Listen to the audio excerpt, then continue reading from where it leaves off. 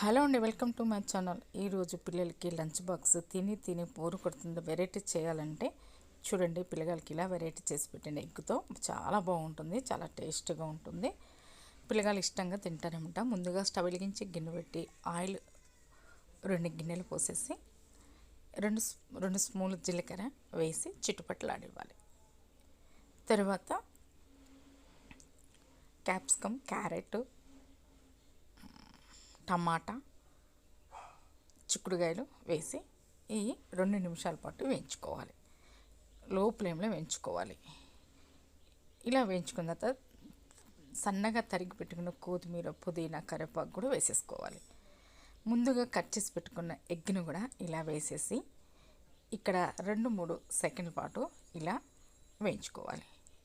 ఇలా వేయించుకున్న తర్వాత అల్లం పేస్ట్ కొద్దిగా, జీరా పౌడర్ కొద్దిగా, ఉప్పు కొద్దిగా, పసుపు కొద్దిగా, కారం కొద్దిగా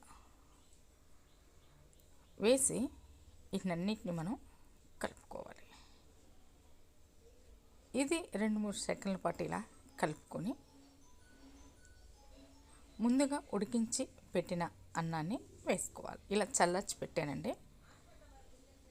ఇలా చల్లార్చి పెట్టిన అన్నాన్ని వేసుకొని కలుపుకోవాలి. చూడండి, lunch box, variety lunch box అనేది రెడీ అండి. ఇది వెరైటీగా ఉంది, హెల్తీగా కూడా. మరి మీరు మధ్యాహ్నం పిల్లలకి ఈ వారంలో ఒక్కసారైనా ఇలా హెల్తీ లంచ్ బాక్స్ పెట్టినట్లయితే పిల్లగాళ్ళు ఇష్టంగా ఆరోగ్యంగా ఉంటారండి. ఈ రెసిపీ కనుక మీకు నచ్చితే మాత్రం తప్పకుండా లైక్ చేయండి, షేర్ చేయండి, సబ్స్క్రైబ్ చేసి ఎలా ఉందో కామెంట్స్ తెలియదు. Thank you for watching.